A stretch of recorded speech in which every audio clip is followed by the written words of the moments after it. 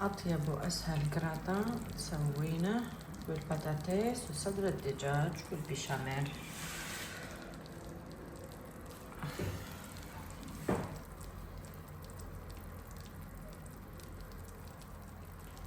هلو، اليوم نسوي جراتان دجاج وبطاطس، واللي يقول جراتان يعني بالبيشاميل. عن المكونات: صدر دجاج، بطاطس، بصل، ثوم، فصين ثوم، البهارات ملح، فلفل أسود وبابريكا. هسا نقطعوا البطاطس ونحطوها تغلي. تجيبين طنجرة وتحطينها في البطاطس وتحطيها تغلي حتى تنطبخ. في الوقت هذا نقطع صدر الدجاج. جيبين مقلة، هاي قطعنا الدجاج والبصل كمان قطعناه مع الثوم. هيك قطع البصل، يعني تحبين تسوينها بالخلاط سوينه، بس هيك ينطي طعم ألذ. وتحطي البهارات اللي حكينا عليها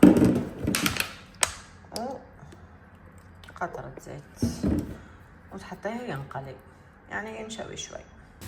شوفوا أنا ليش أقول لكم ما أحب البصل أسويه بالخلاط، لأنه البصل بالخلاط يصير فيه مي، هذا ما يصير فيه مي أبد. لما تشوفين الدجاج انطبخ والبصل لبن طفي عليه. هسه أسويه البيشاميل. طريقة البيشاميل في القناة أزيد أقول لكم عليها. تحطين خشوقتين زبدة تخليها تذوب هيك. حطين 2 خشوقات طحين وتحركين زين، وبعدين تحطين حليب نص لتر على هاي الكمية.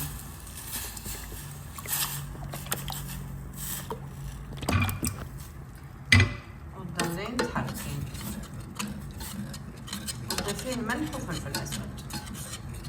البطاطس انطبخت نحيناها، تحطي لها شوي ملح وتماسيها وتحطي لها زبدة هيك طرف صغير وتماسيها كلها. تجيبين بلاتو تبع الفرن هيجي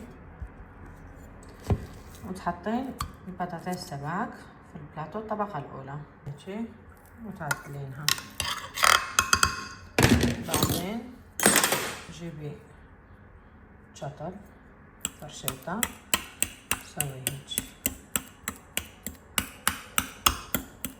مشان لما تحطين الطبقة الثانية يدخل فيها الدواء.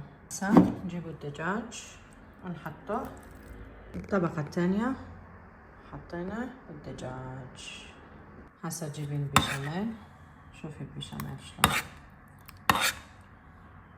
وتحطيه على الطبق تبعك، غطيه كله.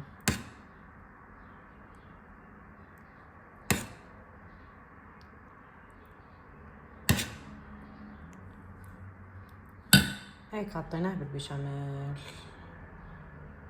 تجيبين جبن مبشور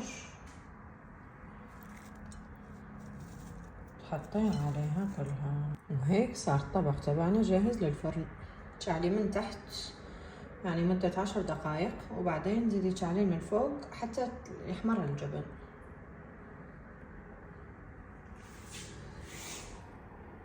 شوفوا شلون. وهاد بعد ما جبدناه من الفرن، شوفوا شلون يعني يتحمر كلش زين من فوق.